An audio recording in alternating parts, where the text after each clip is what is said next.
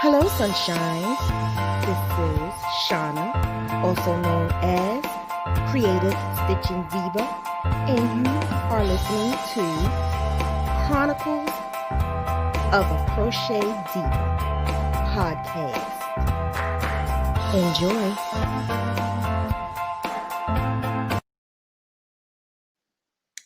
Hello, sunshine. How are you? I'm good. How are you? I'm good. I'm so excited. So we gonna meet Callie. Callie from Crochet It Ain't So. That's me. Woo! So I am so excited because I met Callie on TikTok. And no matter where I went on TikTok, I found your face. No matter where I went, you showed up on my For You page. And I'm like, okay. And then I saw your stuff. And then when I saw the pillows, I was like, okay, I like her. I'm glad you do. I'm glad. So it's it's pretty funny. Like it's polarizing, right? Like a bad word.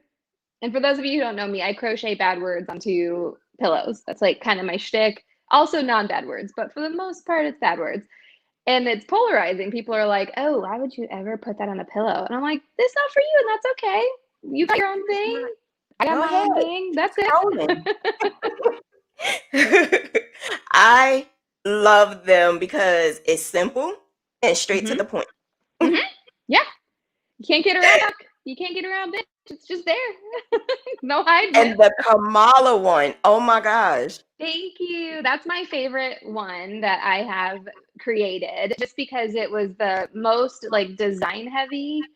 I drew it out in Procreate. I put it into the app that I use, which is Pixelable. I think you said you used Stitch Fiddle, right? No, PC Stitch. Oh, a different one. I haven't even heard of that one. I have to look. So Pixelable is one that I use, and I've used it for a long time. And so I take my Procreate designs and I plug them in there so that it helps me pixelate them. And so then when I was stitching it, I was like, oh, I hope this works. I hope this works. I hope this works. I hope this works. And, getting her color right and her skin tone right, I wanted to make sure I wasn't, messing with any of that too much. And so I was so happy with how it came out. And the response has been great. And that's truly like one of the most special ones to me because we got to see history just this week. I mean, all of us women, and especially women of color, women of South Asian descent, got to see that they could be someone in the second most powerful seat in the entire world in a lot of ways. So it was just, I sobbed. I don't know about you, but I was like, you're making me tear up right now. Like I'm getting all teary-eyed because it's emotional because women, period, have come a long way. And that when I saw that, I was like, oh my gosh, I didn't think of that. Yeah, I have goosebumps. But the pillow was really cute and straight to the point. And I actually put her link down in the description. So if you want to check out her Etsy, you're gonna love those pillows. I'm telling you, you're gonna really love them. That one really took my breath away because thank you. I was like, yo, I loved when she said it though. Like, really? Throw down. Especially, I work in corporate America. I'm a corporate marketer by day, crocheter by night. And, just being a career woman in an industry that is typically dominated by men, I mean, I've been talked over, and every woman, I think, in the entire world has been talked over by men. So for her to, on the world stage, basically be like, I'm speaking, it was just the best moment. I was like, thank you, you queen of a woman. Yes, you are speaking, and everybody needs to listen, Oh, it's so good. Yes, I was looking at that pillow, and I'm like, wait a minute. No, she didn't. No, she didn't just do that. Yes, she did. Everyone's been asking me lately to do the Bernie Mittens one, but there's a Toby Time Crochet. She blew up overnight, became an amazing sensation. And because of her amazing Bernie doll, she's always had these like amazing dolls that she's made that have been so in proportion and like really detailed. That is not my thing. Like the amigurumis are great, but like I don't like the teeny tiny fine detail. And the people at the woodwork that have been like, can you make this for me? I'm like, no, I can't. But I bet you there's tons of people who are going to be selling them. Like, go for it. So just everybody go and support her, and her patterns are amazing. And then if you need a pillow, that's me. Yeah, I was yesterday alone, like 4 people tagged me, Yeah. and I was like, oh my God, do y'all realize I don't do that? That's a Yeah. doll. That's different than the blanket. But see, I think people see They crochet say crochet and that's it. Yeah. and then they think, so I probably can do it. I just Sure. don't want to. Yes. Okay, great example. So I like Harry Potter. I've always liked Harry Potter.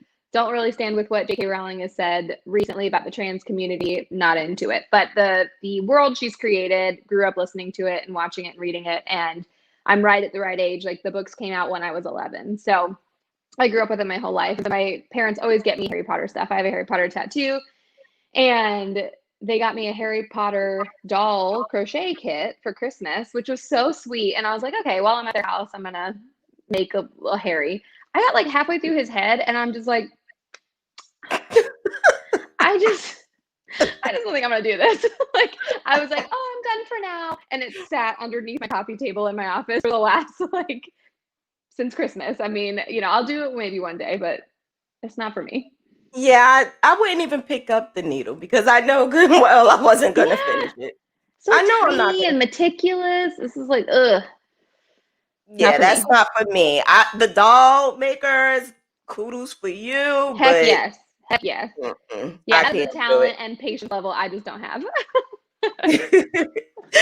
So when did you start crocheting, Callie? I think I saw a TikTok video A saying that TikTok, you yes. started at 5. I did. So my mom actually taught me. So her grandmother, my great grandmother, was Gigi Nana, and I never met her. Unfortunately, she passed before I was born.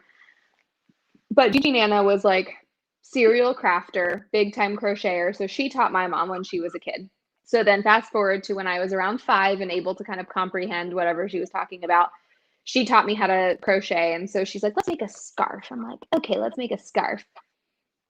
And so for anyone who has ever started out crochet, most of us make the same mistake where basically you miss a lot of stitches. And by the end of this scarf that was this size, it ends in a point and you have a pendant.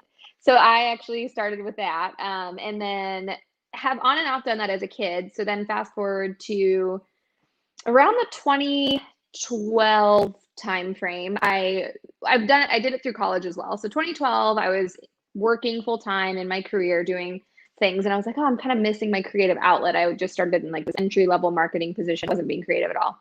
So I was like, I think I'm going to crochet again. So I started crocheting a bunch of stuff and really experimenting with like new kinds of stitches. I learned at that time the hardest stitch I've ever learned, which was broomstick lace. I don't know if you've tried that one yet, Shanna. I saw it, but I didn't It's no. hard, but really cool. It's one I want to revisit soon with my like stitch a day thing, but I was experimenting with all of these different stitches. So I had my first ever booth in 2013 with all crochet stuff. And then I morphed that into like cross stitch for a while and was doing like bad words onto cross stitch. And then bad words onto embroidery and like pop culture stuff like please don't do coke in the bathroom, or instead of like home sweet home, I was doing like Gangsta's Paradise with like a cute little house.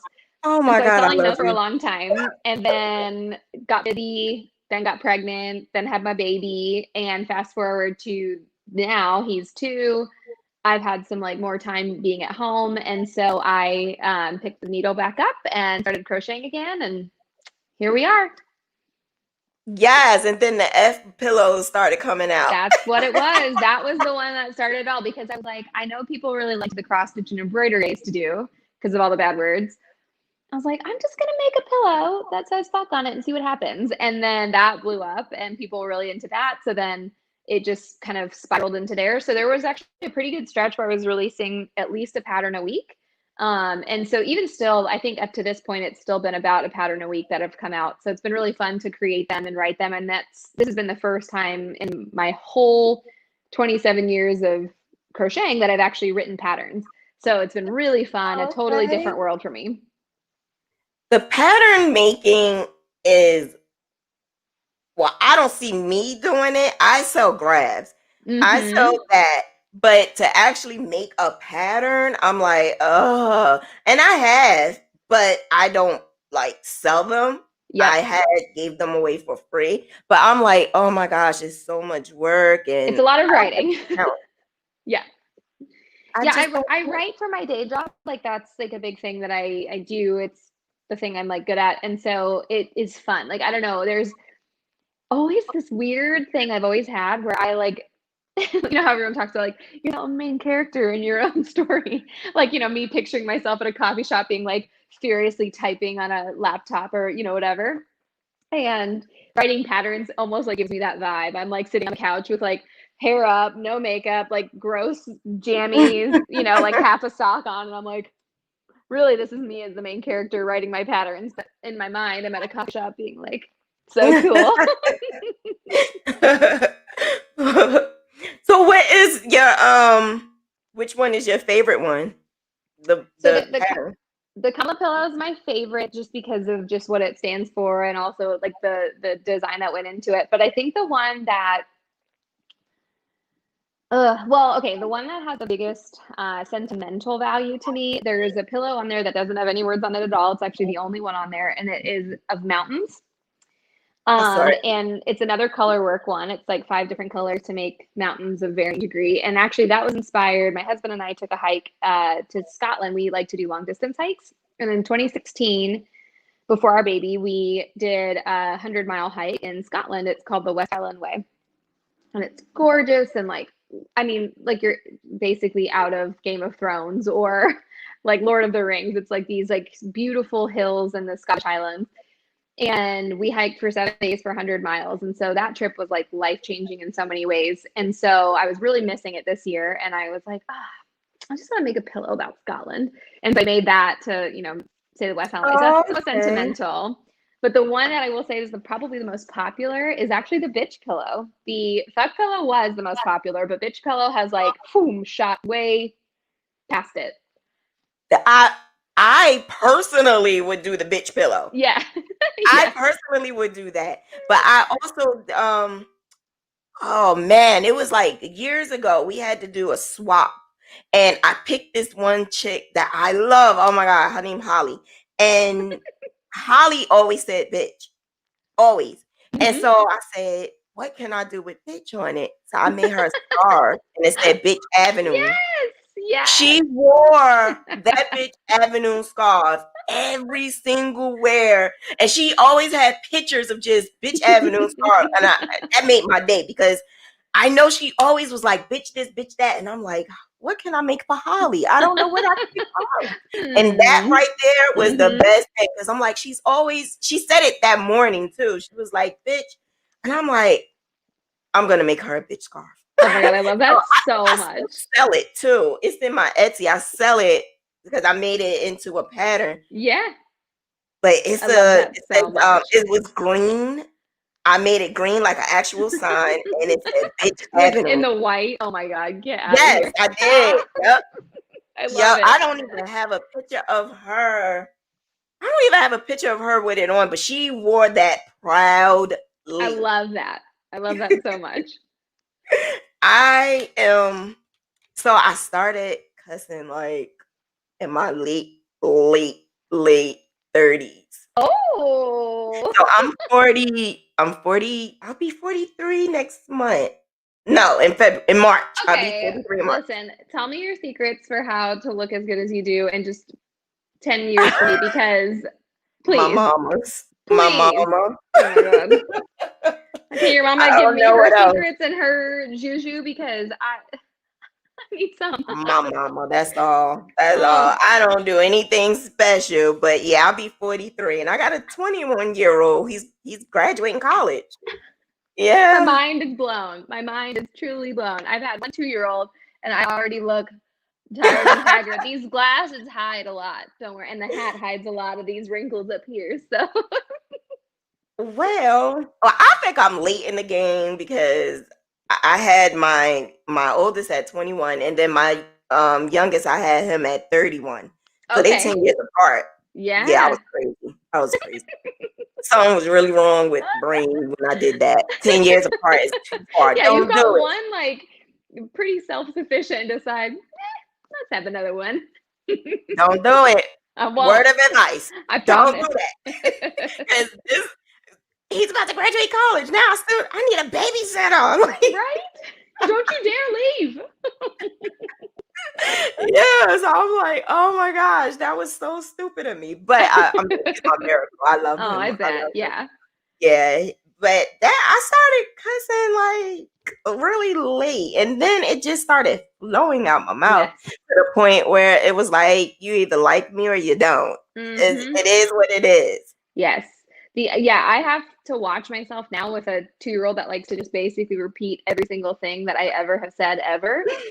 And like, he says words that sometimes I'm like, is that a bad word? Or are you trying to say something else? I can't tell. So I have to really watch myself because I say anything. Like today we were at the park walking on some trails. I think I was like just talking about like, I don't know, the trees or the lizards. It was every single word I said out of my mouth. He was like just parroting back to me. I'm like, great. I love this. They are but also, SpongeBobs. Mama gotta watch her face. Those kids are sponges. Oh my God, it's incredible. Because my niece, and the thing is, she looks and she talks like she's serious. She's not laughing or anything. Yeah. And she asks, what do you use a bra for? And my sister said it helps, for your breasts and when you're saggy and it pulls it up. She says, so do you have to wear a bra for your butt? It's actually so smart to ask. It's so smart.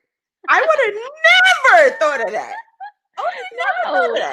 But she's absolutely right. Like, yeah. So the other day, my son said the like craziest thing to me. So he likes marshmallows. That's like his reward if we're gonna do something. Or right now he's learning to potty train. So we're like, you want a couple marshmallows? Let's go sit on the potty. The other day, he like pulls my shirt down. I breastfed him for 14 months, but he does not remember at all. Like I asked him the other day to see, like, do you remember me breastfeeding you? And he has no idea. But he pulled out my shirt the other day and looked in there and he goes, marshmallow boobs. I was like, excuse me, what did you just say to me? No. What? I love it. Yeah. I love it. Like, and he knows boobs, but the fact that he called the marshmallow boobs, I was like, okay, rude. I would have never thought of that. It's just crazy how they think of, and they're so literal. It's crazy. My niece, I love my niece to death, but she is like the stuff she comes out her mouth, and I'm like, what? Yeah. My friend got me this really great little journal, and it's like crazy things kids say, and she's like, when he starts talking, fill it in. And so I put that one in there, like some like weird stuff in there, but it's just like, oh my God, this is like the best age, but also just wild. Like wild. Yeah. Do he see you crochet? Is he interested? He is and he isn't. He's really funny. He like thinks fuzz is like gross and also hilarious. So like fluff, right? If there's like a little hair or like a string somewhere, he's like, ooh, fuzz, ooh, And so when I crochet, he like thinks it's a giant ball of fuzz. So he'll come up and touch it and he goes, ooh, fuzz. I'm like, yeah, okay. Yeah, no, he's less interested in it, but I do want him to like learn, even just like as a kid when he gets a little older, because I think that's another underrepresentation in like the crochet community is just men. I've seen a few on TikTok, which have been so nice to see. Because they, try to break the stigma of, just like an old lady craft. Like it's not, there's women and men of all ages that can and should do it. It's extremely mindful. It's fun. You get to make something. It's cheap. Like there's no gatekeeping necessary. You don't have to buy anything. It costs, let's say if you started with a skein of, I don't know, red heart yarn, that's what, $4 at most. And then a hook you can get for $1. So $5 to start something that you might really like, Yep. You're absolutely right. I was trying to get my son, my youngest son, he said he wanted to crochet. And I'm like, really? He was like, yeah, I want to learn. I'm like, okay. Okay. And so what I did was when I first started having my podcast, I was talking about myself. But then what I did was I introduced a man. And he came on and I wanted to know, how did you start crocheting and why did you start crocheting? Yeah. And he was like, is your son around? And I'm like, no, you want me to? He's like, no. I started crocheting because of a lady. I'm like, oh. Yeah. So he said he just wanted to touch her and he said crochet. I thought what he thought was going to happen was when he's crocheting, she was going to get behind him and teach And him. you're like Ghost with the Yes. pottery. It didn't happen like that. It was the mother who taught So him. But yeah, that's how he learned how to, because he Oh wanted my to get God. close to a girl. But then it turned into now, like he loves to crochet now. And he said he used to get teased, but not too much. And he didn't pay attention to it because he said, yeah, you're gonna keep talking about it, but I got the girl. Exactly. I keep Yeah, telling my husband, I'm like, you should learn also, because I'm like, I need some like labor here that can help me crank through some stuff. But exactly. he won't do it. He's like, no. I'm like, you're just sitting here doing nothing. Like, you could learn. It's really great. Fiddle with your hands. He's like, no, thank you. I'm like, okay, fine. I ask him But every he time I learn played a the different craft. I'm like, guitar. come on. These are his. Yes, these are his guitars, not mine. Oh, where's my finger? There you go. Yeah, don't let this background fool you. I do not play any musical instrument at all except for my shower voice. Yeah, no, these are his. He likes to play guitar and bass. So I'm just in his office to keep it nice and quiet from the toddler who doesn't know I'm home. So I like to hide out while he doesn't yell. It's cool. It's cool. But do he play like when you crochet, or does it bother you, or? No, we usually, if we're going to like, so our evenings, once we put little boy down, we usually will like watch TV and we'll like watch a show together or a movie. We watched Peanut Butter Falcon the other night, by the way, which you've not seen it. It is so cute, so good, like so heartwarming. I won't give you any Oh, details, but watch Peanut Butter Falcon to anyone listening. If you want to cry, like happy tears. Um, we usually watch like movies and stuff, but some nights we like, split up and we'll do our own thing. So he'll come in here and play music. I'll play crochet in the living room and watch my Outlander, which he doesn't watch with me.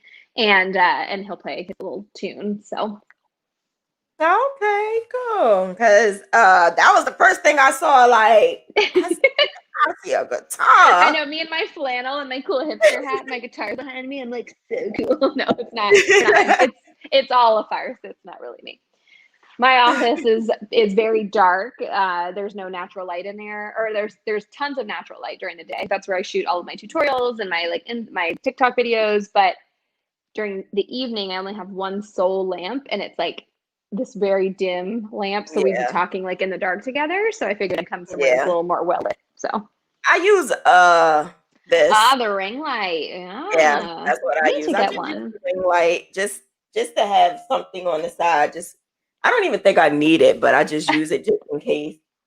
But yeah, so what made you go on TikTok? Because I just can't get on there. I try the whole videos. I try to be funny, but then I'm like, okay, this sucks. I'm just gonna delete it.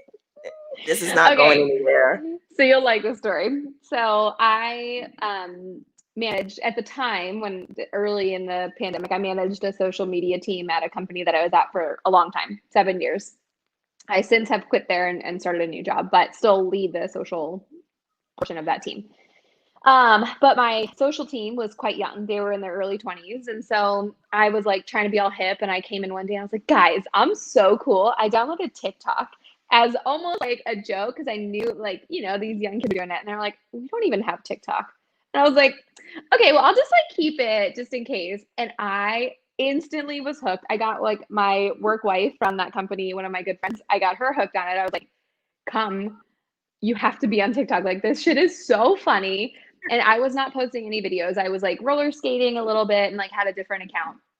So fast forward to like the summer, and I was like, you know what? I'm starting to crochet again. I see some other crocheters on here. I obviously think their content's great. I'll just like I'll post a couple videos and see if people are into it. And then a few videos later was the fuck pillow video, and that one went like pretty. None of them have gone like viral. I guess like technically viral is 1 million views or more. I've never had 1 million views. I think my highest is the bitch pillow, and that was almost 400 or something. So it's high. I really am It's like high. crazy. Yeah, like it That's was high. honestly like mind blowing. I'll tell you that story of that day because that day is like burned in my brain. But the fuck pillow went a little bit viral, and I was like, oh, okay, well, I'll just keep doing this and see if people like it. And then you get like as you go, you get a little more confident with like I'll put my face out there. Why not? I'll do some funny, weird stuff. Why not? I'll do a trending video. Why not? And some of them tank, and then other ones do really well. And there's no rhyme or reason. This algorithm is like got a mind of its own. I know it's all, automated. There's not like a person in the background being like, I like that. I don't like that. But just it changes so frequently. Any social media platform does. Like the algorithms are just constantly morphing into trying to be smarter than the users and trying to increase engagement from the users. So they're just changing their whole, equation every day. And so like it'll pull a video from like 6 weeks ago and be like, that's going to go on the For You page today. And all of a sudden I'll be getting views for no reason on a tutorial video that someone asked me to do that I just did for my followers, not for any sort of like fame. So yeah, I love it though. I mean, aside from like just the fact that it has really helped me propel at my Etsy, it has been some of the funniest stuff I have ever seen in my entire life has been on TikTok. Like I have been laughing out loud. The other day, I saw one and it was like unexplainably funny. So it was a guy. I couldn't even find it. I meant to send it to my friend and I didn't in time. And I literally have no idea how to find it now. But basically, it was a close-up of this guy making a sausage biscuit. So he like took a canned biscuit, split it in half, stuck some like egg in it and some sausage, and then he was like, he started sprinkling cheese on it, and he called it Chiz, like CHIZ, and kept going with the video. So immediately I fly to the comments. I'm like, I don't give a shit about what this sausage thing looks like anymore. I need to like see why, if anyone else is freaking out about this way this guy said Chiz. And the comments were hands down some of the funny. I was like in tears crying at reading what people say. So, oh my God, so good. Like people are so funny on TikTok. So that's why I love it. It is definitely the comments for me. Sometimes I go to the comments just to see what people say. Yes. It is some are hilarious. Some of them is like really. Well, some are disgusting pigs or just like rude trolls. Like I've gotten trolled on there a few times. I'm just like, get the fuck out of here. Like go scroll away. Go get a life somewhere else, please. Come on. Have you gotten any feedback from the Kamala one? No, thankfully that has been all positive. Yes, awesome. All positive. I maybe didn't make it onto conservative TikTok, thankfully, but it has been like nothing but just like support and happiness and like, oh my God, this is the best thing. Yeah, I was also a little nervous just because of after the insurrection and people being like out of their damn minds. I was like, I hope I don't get like too much backlash on this, but totally fine. Nice, because I can't even put. So I have a group on Facebook, and it's a Grafgan group, and I do nothing politic. I want to so bad, but I don't. Do it. I don't. I don't do anything politic. I think the most I did was maybe Obama. I did a scarf, an Obama scarf with the whole family, but that was it. But other than that, I would do something for like Memorial Day or Veterans Day. I would support the soldiers and stuff. I even support Blue Lives Matter. But it's just that I cut it off because it was one time I put support black businesses, and someone yelled at me, and this is someone who I was really cool with for like a long time, and she was mad at me. She was like, support white businesses, and I'm like, but I do. Like, what are you talking about? So it's like people like that frustrate me so much, and I obviously like I'm a picture perfect person of white privilege, and I'm like very much like trying to make sure I use that privilege for the greater good and awareness and anything I can do and be better for myself and be better for my family and raise my son to be better. But people like that frustrate me so much because they miss the point entirely. Like entirely. White business has not struggled. White business has not ever been looked down on. White businesses haven't been, oppressed in any way. And white businesses, up to a certain point, like there's just like, it's like mind blowing to me that people miss the point that far. Like, get it through your brains. It's not about that we're not supporting others. It's not about that we're not supporting Asian businesses or Pacific Islander businesses or Mexican businesses. That's not about it at all. It's that there is a time that we want to support a group of people who have been historically oppressed and brought down for no fucking reason other than the color of their skin. Like, oh, it gets me so, I see you getting all wound up. It makes me really sad, you know, and we as a society need to do better. We as small business owners need to be better and like create equality where we can. And equality does not mean everybody's equal. I'll give you a good example. Okay, so another fun fact about me, I was actually, I'm a certified yoga teacher. I put that in air quotes because I got certified and then immediately got pregnant. And so never really taught. I taught a little bit of corporate yoga for a while at my old company, but that was kind of it. But have been doing yoga my whole life. And in yoga teacher training, they talk about your sides, right side, left side. So most people have a dominant side, especially if you're like you're right-handed, your right hand, your right leg, your right back side, all of these muscles on the right side are stronger by nature because you use them more frequently. If you have a left side, that's the opposite. So when you're doing yoga, you do most things on two sides. You stretch this leg, then you stretch this leg. And you don't want to stretch the same time for each leg. So if my right leg is stronger, I don't want to go 6 breaths on my right leg and 6 breaths on my left leg because that will continue to build this discrepancy. My left leg will never be as good as my right leg if I keep the time. It's going to be like this, right? Oh, okay. So then if I stretch my left leg for double the time, I only do maybe 3 breaths on my right leg and 6 breaths on my left. Eventually, as I go, my left will start to get as strong as my right. And when they're both as strong, then you can start to equalize them.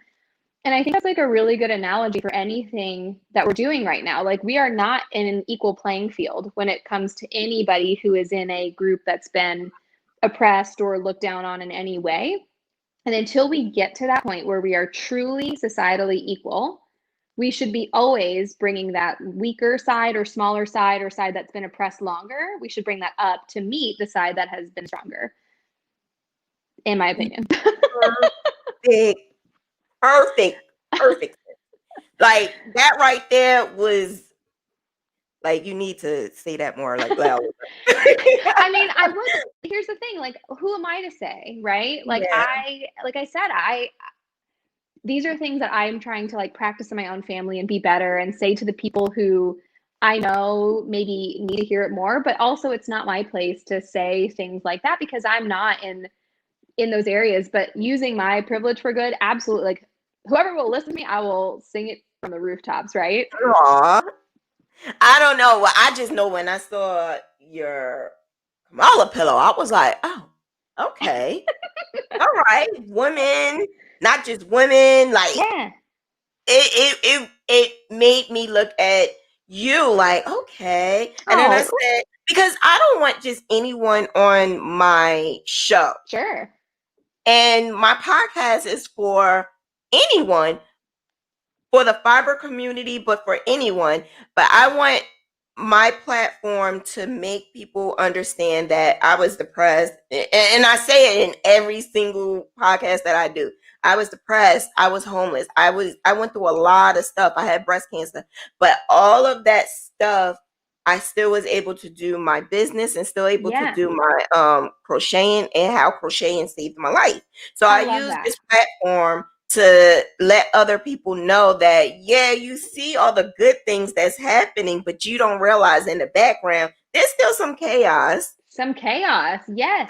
It's some chaos back here, but I can actually tell you that it can get better. And that's why I do this. And this is why I do Behind the Hook, because I don't want everybody to just hear me and what I went through and what I talk about. I want them to know that other people and how they made it and how they are crocheting. And I just think that the fiber community just need to be a community and stick together a little bit more than what we are, because everybody is trying to compare and compete, and it's not about comparing and compete, because we all have different creative niches, and your niche is like fuck bitch shit pillows. And you made it viral. And then me, I just love my Graphgans. Like I tried to go other places, but it's just me and Graphgans is just I need to be where I am at. Well, and here's the thing too, like no two people will ever be the same. If someone comes out and starts making pillows that have words on them, and there are tons of them out there, like that, if they want to make bad words, like cool. Your work is different than my work. If you want to go ahead and write a pattern from scratch and design something from scratch and make your own pillows and sell them, please, like community over competition. There's not enough of us crocheters out there that are doing something that will translate to the next generation. Go, make sure that we spread that, because I think one of the things I always want to distill is like the stigma of granny crafts. Like it's, yeah, grandmas crochet and knit, so do young people. I see people on TikTok that are 16 years old crocheting for the first time. Like that's awesome. That is so good. And they're making these cute little Harry Styles sweaters, and they're finding things that are cool and quirky for them. And then they're making this like little fashion statement for themselves, and then hopefully continuing that craft up through their adulthood and being able to make things for themselves and for their friends and make a business out of it. Who knows, And that's the part I love. I love the fact that a lot of people, a lot of younger kids are coming out, and they're finding that they do have a creative side, and that they can use that creative side to make a business or whatever. And I get so excited because I've always been creative, and I've always liked all types of crafts, not just crochet. Because I learned how to crochet in my 30s, and I learned at the perfect time because I was a nurse. So nice. when I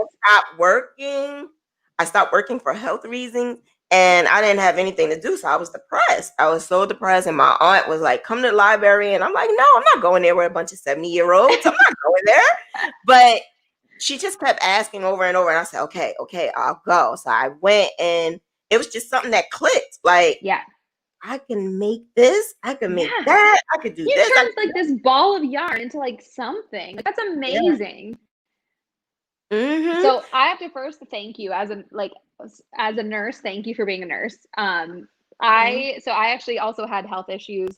Still have. I have Crohn's disease. I got diagnosed in 2016, and it was like really hard time in my life, like especially as a young person, and I was like trying to live my life, and I didn't have kids yet, and so our friends were still like going and doing things. We were traveling a lot. We were hiking a lot, and I'm like so sick to the point where I was hospitalized, and sometimes just like couldn't get out of bed because I was so much in pain. And this year, actually in June, I had a bowel resection. So I had 25 centimeters of my intestines cut out. But I had to go alone to the hospital. My husband dropped me off at like 4:00 in the morning because it was COVID.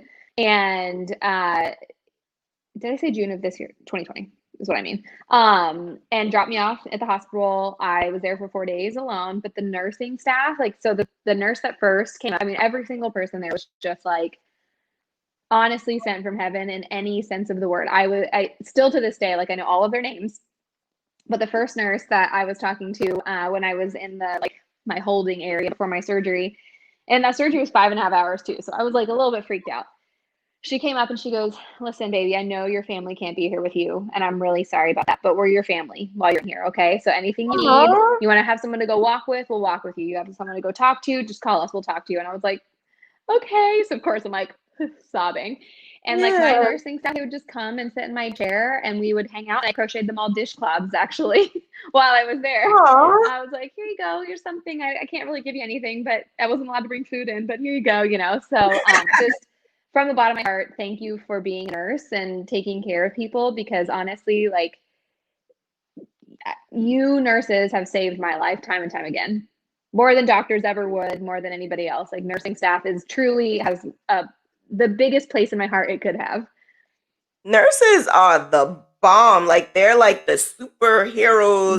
Because the doctors, of course, they're good, but the doctors rely on the nurses. And that's what a lot of people don't realize. The doctors rely on the nurse. So the nurse is the ones who have to do just about everything. When I was working, so I don't know what I would do if I had to work during COVID. I don't know. So I do commend all of those nurses and healthcare providers out there, because I don't know what I would do if I had to do that. But I have an autoimmune disorder, so I didn't want to put myself in that situation. But I actually did get COVID. So when I You got did not. yes, 2 weeks after my Girl, birthday. no. Callie, it was crazy because when I got it, it was 2 weeks after my birthday in March, and I got it, like, way in the Right beginning. away. You got it in the beginning. So Oh, way shit. like 2 weeks after they shut everything down over here, Stop. and I got it, and it was like, I was in denial for, like, Yeah. a little bit, Like, there's but no way. That I was a still false positive. yeah, like, and then they told us on Easter, so I was like, "Oh, man." But it was hard, so like I said, I don't know what I would do if I had to work in that situation, but Mm-mm. the nurses that I know, they all got it. Yeah. So they really was putting their life out on the line. I'm like, Constantly. "Oh, geez." But It's it's incredible. it There's a special type of person in this world, and you're in this category that are nurses. Like it's this mechanism that's in your brains that make you just the most amazing human beings that have ever walked this earth. And like, again, I just like thank you for the work you did and for all of the nurses out there. Like, thank you. I used to work in infertility, Oh, so I used to be like an infertility specialist. yes. It was so draining, like, I cried. That's hard. It's very hard. The doctor I worked for was excellent. Like, he had like a 85 to 90% um positive pregnancy Wow. rate. So out of all those people he did, it was maybe one or two that didn't get But pregnant. still, And it was emotional, but then it was good. And then I still keep up with some of my patients, like, I even love still to that. this day. I still keep up with them, like, they miss me. They be like, "Don't you wanna go back?" No. No, it's No, so thank much you. different. It's Yeah. different now than it was back then, and so I'm glad I at least experienced what I've always wanted to do because I was a sickly child, so I've Mm-hmm. always been in a hospital and doctors, so I said, "I wanna be a nurse," because I love I that. was always around them. So I wanna be a nurse, I wanna be a doctor, I wanna be a nurse, I wanna be a doctor, and then I realized, okay, a nurse is where I'm gonna do where Yes. I'm gonna be, and I did it, and I loved it, and it was the best thing ever. And then I worked at a laboratory before where I was doing blood Nice. work and stuff. I was in charge of the whole facility. It was the best thing ever, and I was actually living by the beach. I had a townhouse. I was it was beautiful. It was like Ooh, yeah. everything was beautiful. And then life happened. I Mm-hmm. started getting sick, and then I didn't know why. And then I started having pain. I didn't know why. And being in the healthcare field, you're hard headed because I was hard headed. Mm-hmm. Even Mm-hmm. though I was tired and in pain, I was still going, working 70 hours a week, sometimes 80, and just Ugh, keep going and going. I was pregnant and I was working all the way up to my last day, girl. working, drawing blood, standing up No. all day long. Yeah, I was doing all of that because I loved my job and and I was in charge of the facility, so I didn't Right. want anything to go wrong. I just wanted to make sure those patients were in and out, and I developed such a bond with a lot of them. And it just got to the point where I just couldn't do it no more, and I had to No. make a choice. And I believe in a law of attraction. So the positive things that I did in the past is all coming Yes. for me. Yes. So true. My life is beautiful. Like, I can't complain. It may not be perfect, but it's not. Whose is? Whose is? So some people will complain about just about anything, Callie, and that's No. what I try to explain. Like, life is not going to be perfect, but if you No. got a roof over your head, you got food, your kids are good, everything is good, then I'm good, and I'm excited that I'm able to bring this platform for others. Yes. So I know I'm talking too much, but No, I'm here for it. I'm here for it. I No, just I wanted totally agree with you though on the part. positivity factor. Like, especially even the opposite, right? Like, you keep putting this shit out there and you keep putting this negativity out there, like that becomes your reality. Mhm, And like bad things happen. mhm, Bad things really happen and to a lot of really good people. And it's how you respond to them and the control that you have in your own sort of self that becomes the reality later. Like we had in 2016, so this is like the most wild 4 months of our lives as a married couple. We've been married for it'll be 10 years this year, but we've been together a long time. So I'm trying to think of the order of events here. So we had a tree fall in our house in September of 2016 during a hurricane, and we lived in a 1925 bungalow at the time. So like this cute little historical bungalow, knocked our original chimney, punctured holes in our roof, raining through the ceiling at 4 o'clock in the morning. It was wild. So we had that happen in September. Fast forward to November, I got sick and diagnosed with Crohn's, so I was hospitalized in November. Then I think like a few weeks later, Brian's aunt, my husband's aunt, was in town and got into a car accident in my car. So we were dealing with like that situation. And then in December of that year, my grandfather had a stroke, which then he died a month later. All of that in a 4-month period. All of that. And at the end of the day, everyone was like, why do you stay so positive? And I'm like, because what else can I do? What else is there to do other than just kind of like roll with the punches, do our best we can, get things figured out with every insurance company known to man, and get our lives situated. And then we'll go from there. And it was just like a lot in 4 years. But I mean, we made it through. We're here. We are. We've got a beautiful son, and I'm healthy ever since my surgery. My husband's healthy and happy. We both have jobs. Like, we're in a good place, and we're really lucky now. But it's just shit happens.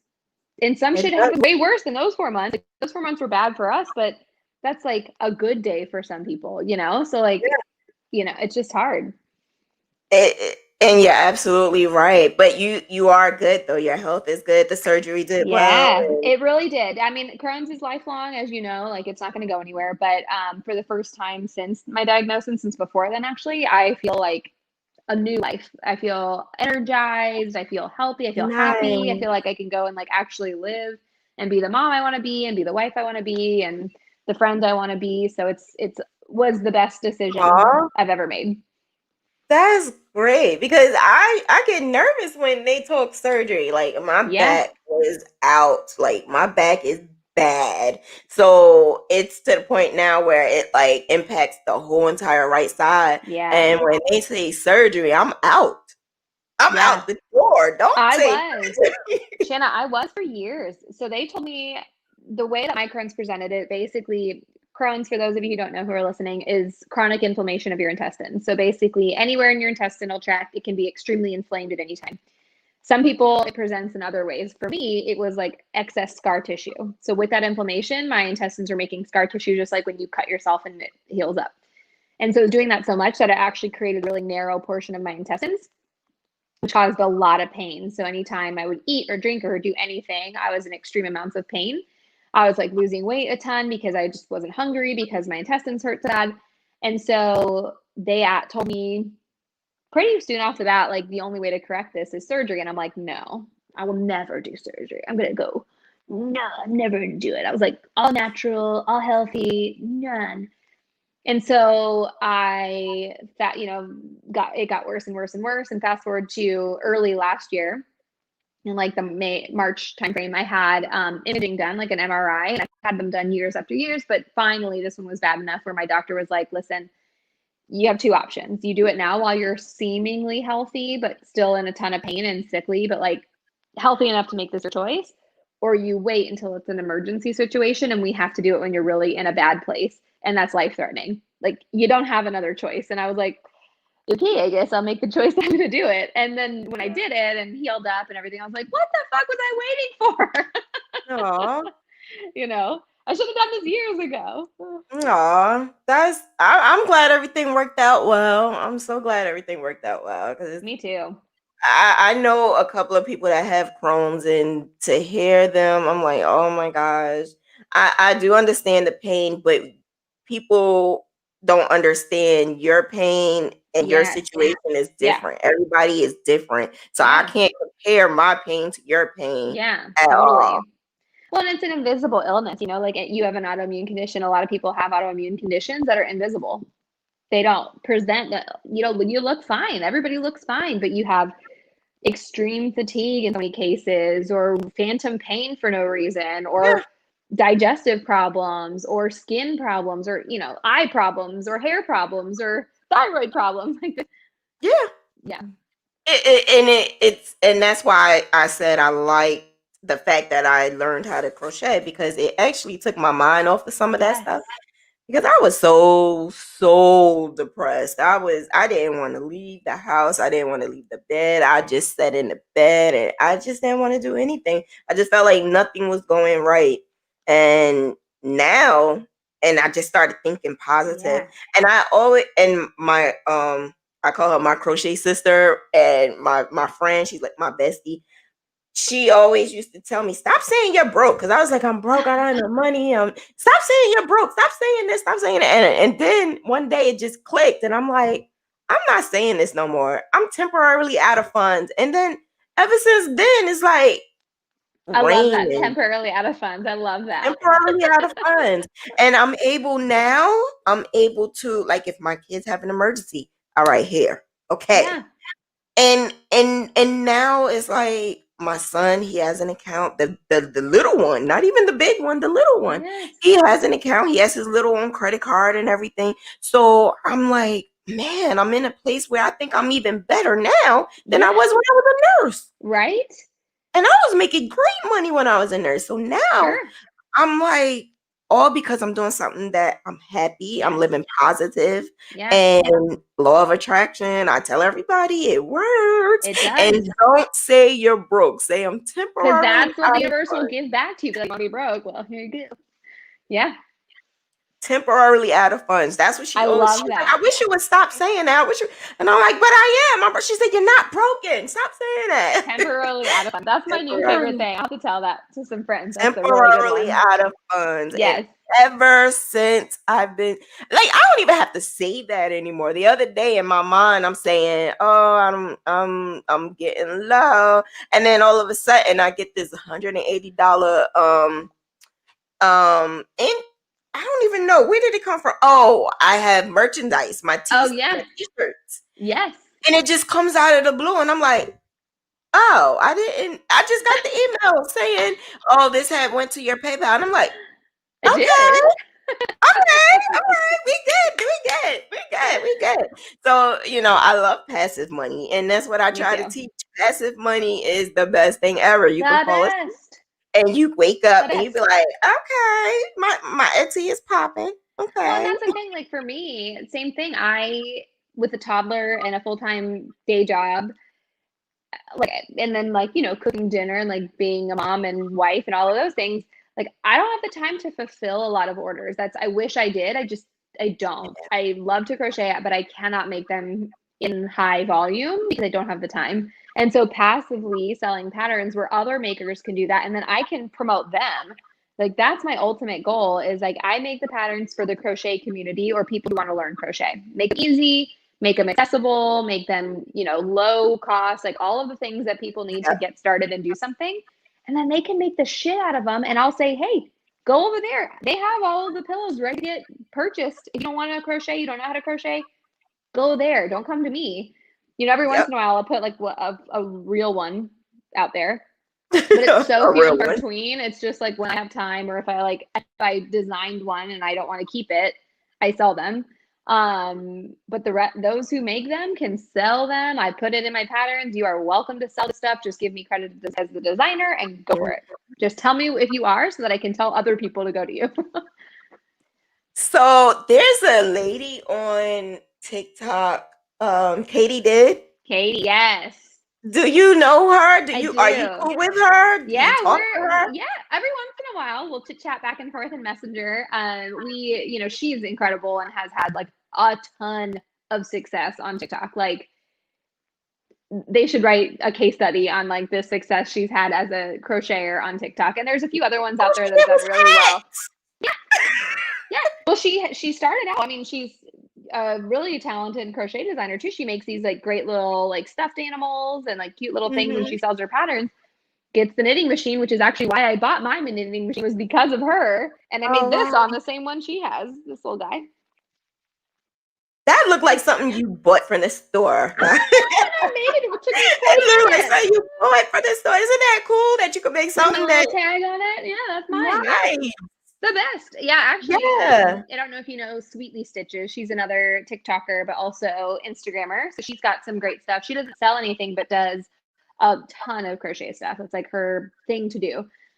And so she and I are working on like a potential charity opportunity where we are going to do like as much as we can and encourage as many people as we can to donate to like local shelters, women's shelters, homeless populations, like anywhere that needs something handmade, something warm, or just something to like have their own.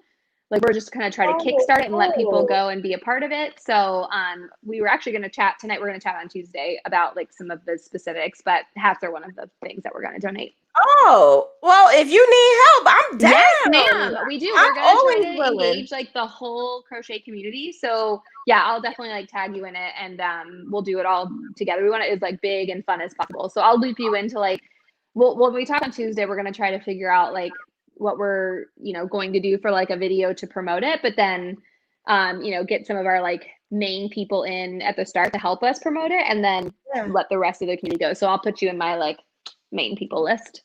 Yay, that's cool. I'm in the main people list. Yeah, girl. You're A-list. Yeah, that's cool.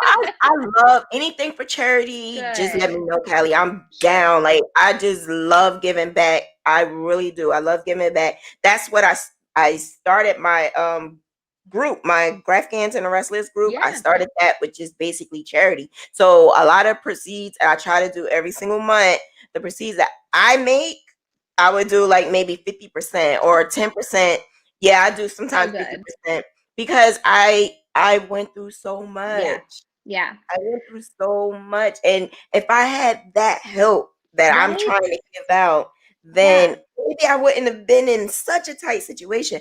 But that's what I try to do. And I'm in a social group now, and my social group do charities. I love that. Just did socks. I did I purchased like 70 something socks, and we gave that to some homeless people. And we did hats. And that's like the thing they need the most. I always hear is socks and shoes, right? Yeah. Mm-hmm.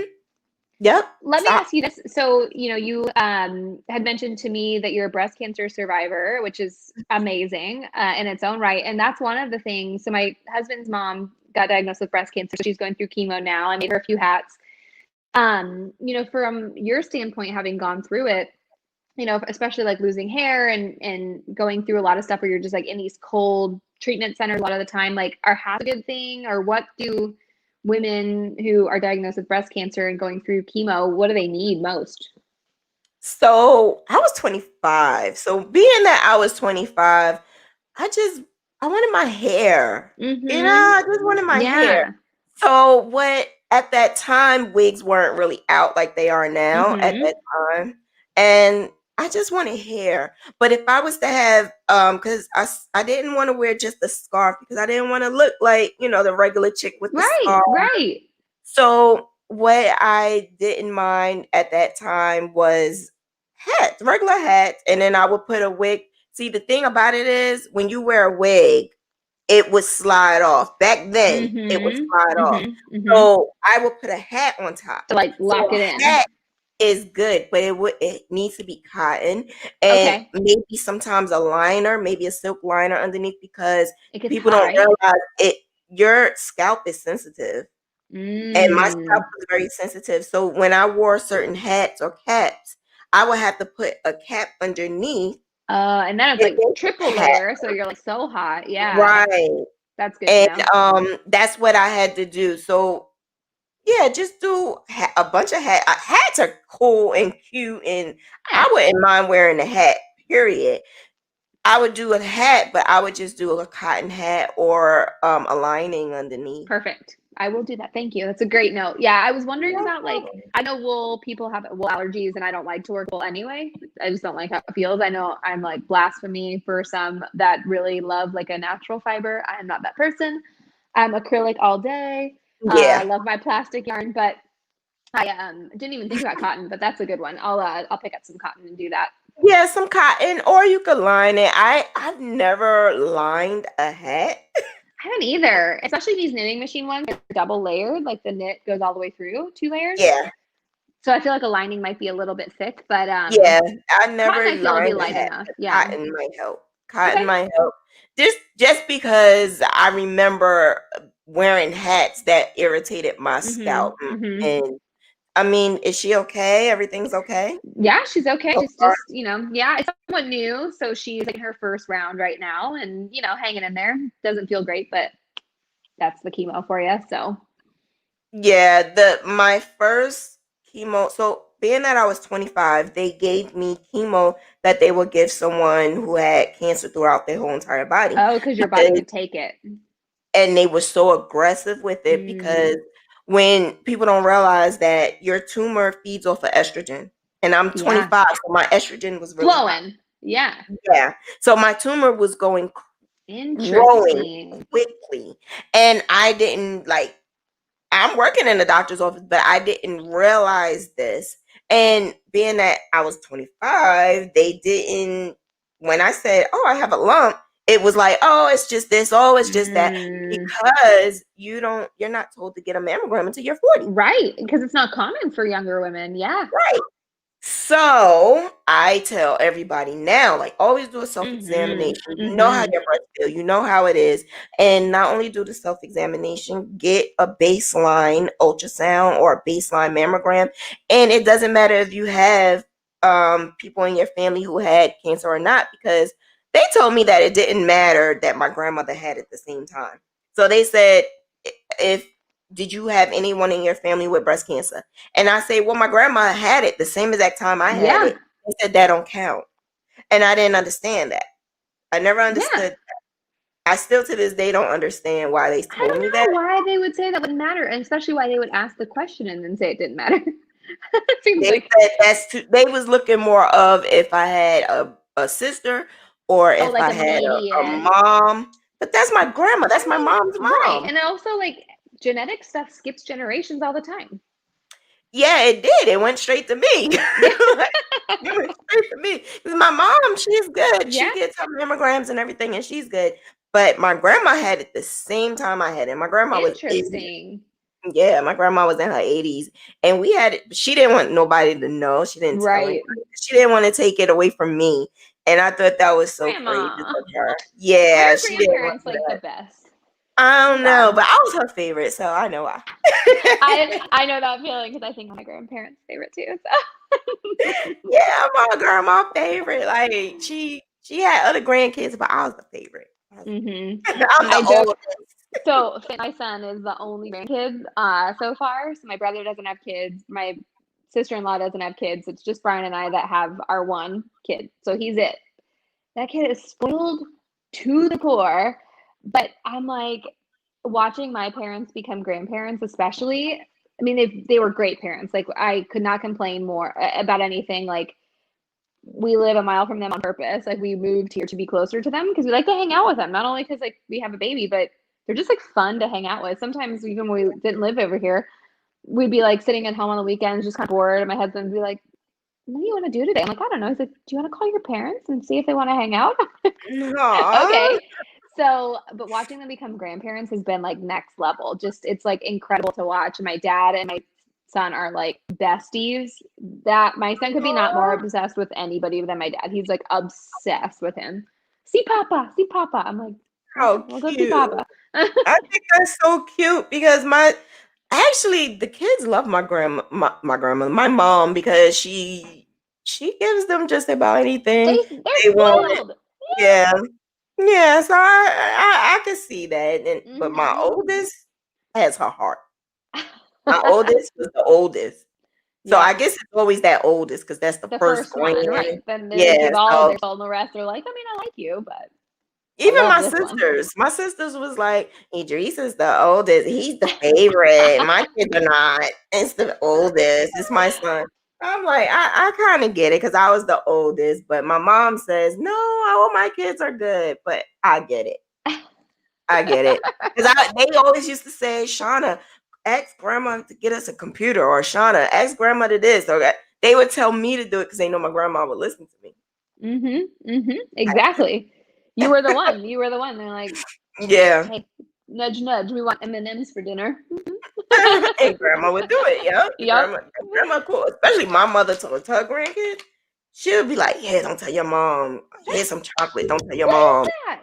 he like hypes him up on sugar when they go over there, and then he comes home and he's like crazy before bed. I was like, right? what did you feed this child? What did you do? You know? Yep, that's exactly how my He didn't mom even is. know what M&Ms were until this year, like Christmas. So every year since I was a kid, my grandpa, so my dad's dad, my papa, hand painted this Santa. It's like a ceramic Santa with the open bag.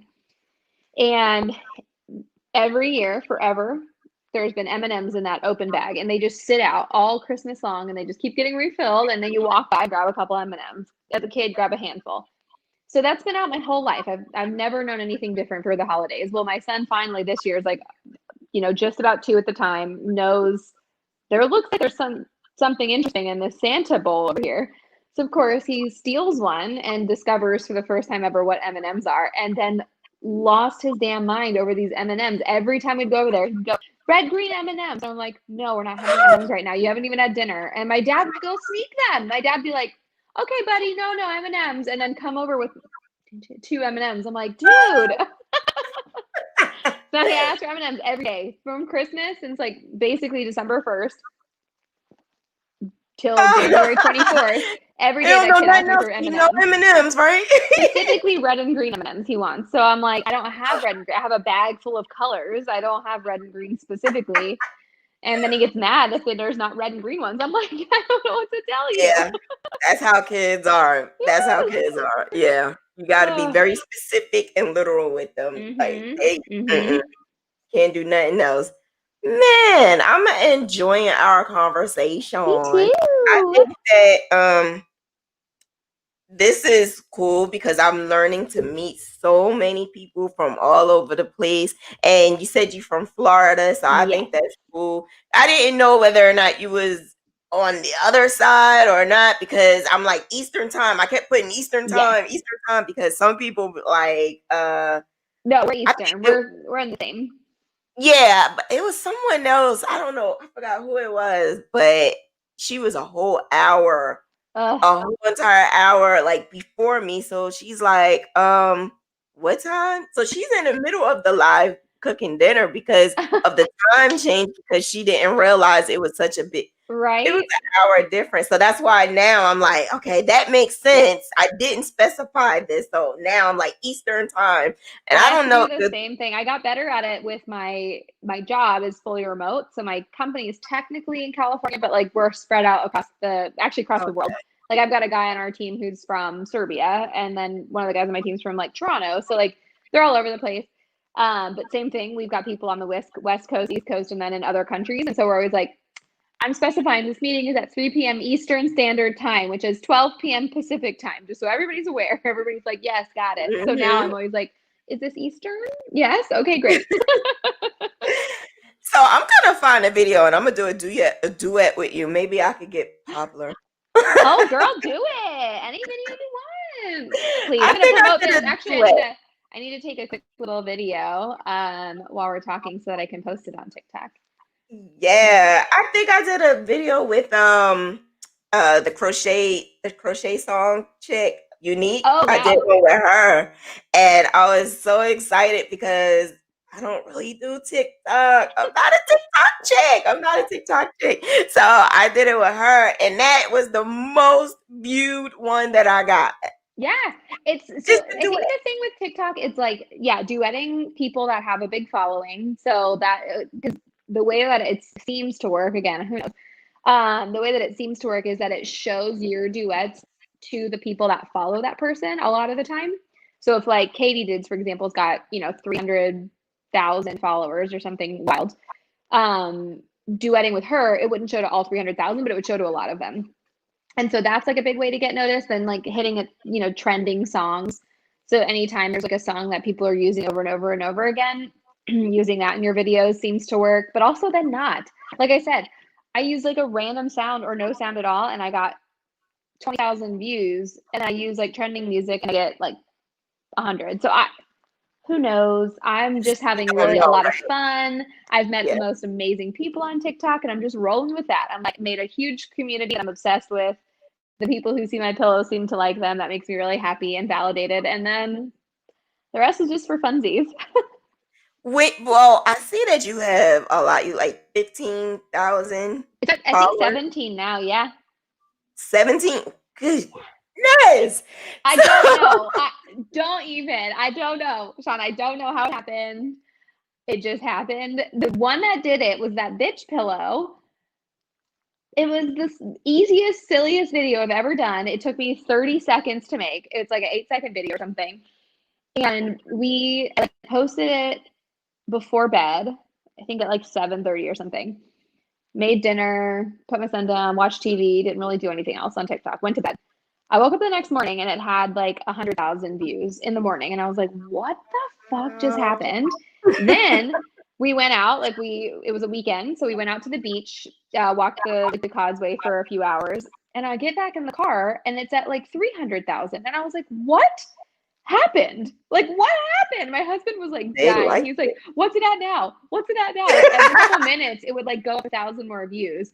It was like the wildest day. And most of my followers came from that. But then I got a lot actually recently from the Stitch a Day thing I'm doing. So that's yes. not my book. That's a book that has been out on the shelves for years and years. But the publisher actually reached out to me and was really happy that I was doing that, which was good. I thought I was going to get in trouble. Oh, But cool. yeah, it's got the reason I wanted because I wanted to learn just random stitches I've never done.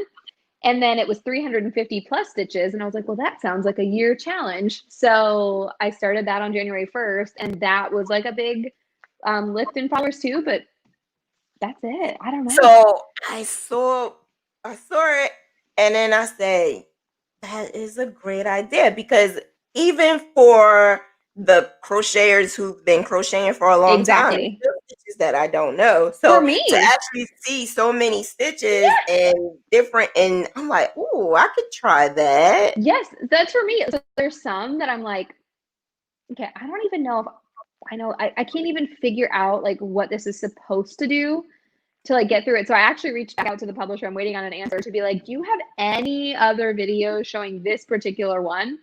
Because I have no idea how to do it right. And I'm like, there's no way I'm doing it right. So I don't want to show people what I think it is and get everyone else frustrated. So I just have Right, like right. skipped around now. So I try to do like a complicated one and then a few easy ones, and a complicated one and a few easy ones. So I don't lose people because I don't want people like, Mhm. oh, this is way too advanced. It's not for Gotcha. me. Like I'm like anti gatekeeping. Like everybody should crochet. Everybody should try it. I want everyone to try it. So I don't want to intimidate anybody to the point of like not trying it. So in the description is your Facebook is in there, your Mm-hmm. Instagram is in there, your TikTok is closed, and your Etsy is in there. So check out her Etsy. I mean, you are so funny. I was like, I have to see if she. I didn't even think you was going to answer, and you answered like that. Yes, I was honored to be asked. Really, this was so fun Aww. and so special. And I'm so glad to have a new friend. And let's Yes. chat anytime. Yeah. And thank you so much for the support and just making amazing work. I'm honestly in awe of the Graphgans you create. So Aw. you're the best. And this was so fun. No problem. I'm just so excited, but don't forget about me with the charity. I am I won't. so into I've it. got I am you. so into Yes. doing something with charity, and I'll let my fiber community know about the charity Perfect. work, and we could get that going and get it out. But I'm trying to get Katie Did on here too. Oh, that would be so fun. So I'm gonna try to see if she could come on here because we tried the machine, Yes. and I think that was actually my most popular video. Yes. Everybody wants to People know are about amazed that. by it. Yeah. Yes. People are truly amazed. Yeah. So that would be great if she could help us with the trials and error of that because I'm ready to just toss it. It could go. Don't toss it. Don't toss it. I'm sick of it. I think I made I had to something. take mine apart and like clean it and stuff, which was really frustrating, but don't toss it because they're actually like so fun once you get them going. I'm like, oh my god, I just made this hat out of nowhere. Like there was nothing, there's a hat now. But also, yeah, they're definitely frustrating. And she's amazing. Like she's also just like a really kind human being. Like that is I could also something tell. I just love. She's just like a sweet, nice person and just wants to like do well and also not gatekeep in the community. So I hope you get her on here. Um, because she's just great. She's done a lot for this whole fiber community. So I love her positivity, her attitude. yes. It's just fun, and like I said, I'll research. I'm looking at your post. I'm looking at her because I don't want just anybody on here. So I'm like, oh my God, I like her. I like her spirit, and the audience like you as well. They said they enjoyed this chat. I can't wait to do the Kamala pillow. So you're gonna get some people to purchase. I want to do the Kamala pillow. Do it, girl. Hey, I'm just gonna send it to you. Don't buy it. I'll send it to you. I got you. No, I'm gonna buy it. I'm gonna support you. Don't support you. I'm And you going can have to do that. pillow. And then I'm gonna, if you sell it, tell me, and I'll point people in your direction. I need that pillow. I'm gonna send it to you right now. I got you. Thank you so much, Callie. I'm so excited. Thank you for inviting me. I had so much fun, and we'll talk soon about the charity stuff. Thanks so much, Donna. All right. Thank you. Have a Bye. good one. You too. Bye. All right, guys. I'll dance my way out. You're so silly. All right, guys. Thank you so much for coming on. And I will talk to you guys tomorrow, Monday. We're going to have Crochet Dream. Or is it Dream Crochet? Crochet Dream or Dream Crochet? She is on Instagram, and she's so big on Instagram. Her outlines, her crochet is beautiful, but it's the background for me. It's like she makes all these illusions and stuff like that. Like, she's fun. Like, I like her. So she's going to be on tomorrow. I can't wait to have her on here, and see you then. Bye.